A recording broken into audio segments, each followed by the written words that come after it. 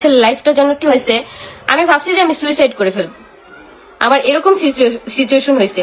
তো আমার ওই সময়টা কিন্তু আমার পাশে কেউ ছিল না, আমি কারোর কাছে শেয়ারও করতে পারিনি, কারণ এমন ভাবে হচ্ছে আমাকে, মানে কি বলবো, এমন ভাবে আমাকে রাখা হয়েছে যে আমি একটা মানুষের সাথে একটা কথা শেয়ার করব বা কোনো কিছু, ওই সময় সুযোগটা আমার কাছে ছিল না। তো আমি ওইখান থেকে চলে আসছি, আমি আমার জীবনটা বাঁচাইছি, আমি নিজে বাঁচছি।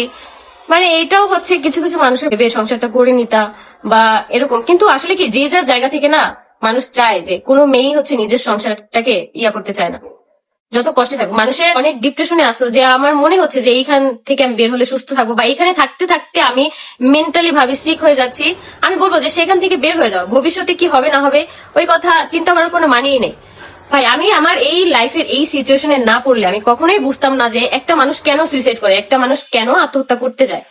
আমি কখনোই বুঝতাম না, এই আমি আগে না সবসময় বলতাম যে আসলে কি মানুষ কি বোকা, যে কেন এসব করতেছে, কেন জীবনের কোনো দাম নাই বা কোনো মায়া নাই, জীবনটা কত সুন্দর।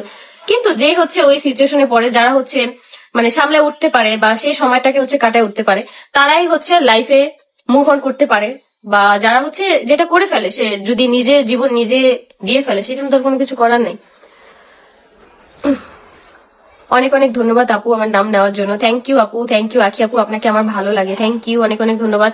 আর কালকে একটা বিষয় আমি নোটিস করলাম যে আমার মুখের ভাষা খারাপ। আপু, যার একটা মানুষ হচ্ছে কখনোই সবকিছু সহ্য করতে পারে না, অনবরত আমাকে টানা হেঁচড়া খোঁচা খুচি, একটা মানুষের কখনোই ভালো লাগে না। আমি একটা মানুষ, আমি কিন্তু রোবট না যে আমাকে যে যা বলবে আমি একদম চুপ করে শুনবো।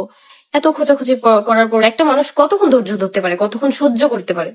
আমার জাস্ট এটাই প্রশ্ন, যে প্রতিনিয়তই যদি খোঁচাইতে থাকে, প্রতিনিয়তই যদি মানে একটা মানুষকে মানে খোঁচাইতেই থাকে, তাদের সাথে তুমি কোনোভাবে ইনভলভ না, বা তারা তোমার কেউ না, দূরের মানুষ, তোমাকে যদি প্রতিনিয়ত খোঁচায়, প্রতিনিয়ত তোমাকে ইনসাল্ট করে কথা বলে, তখন তোমার কেমন লাগবে?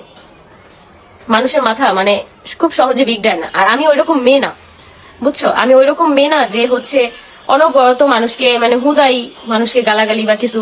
আমার সাথে যেসব মানুষগুলো চলাফেরা করে, বা যাদের সাথে আমার নতুন নতুন পরিচয় হচ্ছে, বা যাদের সাথে পূর্ব পরিচিত, যাদের সাথে আমার রাস্তাঘাটে দেখা হয়, যারা আমাকে কাছ থেকে দেখে জানে বুঝে, একমাত্র তারা জানে যে আমি কেমন। এইসব মানুষগুলোর জন্য আমার কখনোই কোনো নেই, কারণ তারা আমাকে কাছ থেকে দেখে যে আমি কেমন। আপু রিপ্লাইটা দেও না কেন আমার নাম নিয়া? এই যে রিপ্লাই দিয়ে দিছি, চমৎকার একটা লাইফ, থ্যাংক ইউ আখি আপু। আয়াসকে নিয়ে আসো আপু, আয়াস মনে হয় খাওয়া দাওয়া করে ঘুমায় পড়ছে, কারণ আয়াসের হচ্ছে টাইম শিডিউল এখন একদম ঠিক। আয়াস দুপুরে একবার ঘুমায়, প্লাস সকালে ঘুম থেকে ওঠার পরে 2 থেকে 3 ঘন্টা খেলা করে, তারপর হচ্ছে আরেকবার ঘুমায়, তারপর দুপুরে আর কি গোসল টোসল করানোর পরে খাওয়া দাওয়া করে ঘুমায়, তারপর আবার সন্ধ্যার পরে হচ্ছে একটু ঘুমায়, তারপর অনেকক্ষণ আমাদের সাথে রাতে খেলা টেলা করে, তারপর একবার রাতে ঘুমায়। লিজা ইসলাম আপু, এইসব মানে এই টাইমটা হচ্ছে নিজেকে সবে তৈরি করো, মানে কোনো কিছু করার নেই। এইসব সময়কে তোমাকে মনে হচ্ছে কেউই সান্ত্বনা দিয়ে কোনো কিছু করতে পারবে না।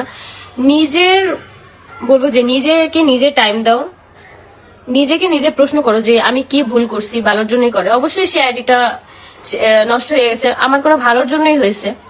আমি না কখনোই কোনো কিছু নিয়ে মানে ওইরকম কষ্ট পাই না, কারণ আমি সবসময় একটা কথা চিন্তা করি যে আমি যদি নিজে সৎ থাকি বা নিজে ভালো থাকি, তাহলে কখনো কেউ আমার কোনো কিছু করতে পারবে না, আর উপরে তো আল্লাহ আছেই। আপু তুমি কিছু মনে করো না, ওরা যেগুলো বলার বলো, কুত্তা সবসময় পায়ের কাছেই থাকে, পায়ের কাছে থাকে, বাট যারা হচ্ছে যে সব মানুষগুলো আমাকে নিয়ে চামচামি করতেছে, তারা আমার পায়ের মানে জুতার নিচে থাকে। আপনি কি নতুন ব্যবসা দিবেন নাকি? নতুন এরকম কোন আইডিয়া বা ধারণা আমার এখনো নাই।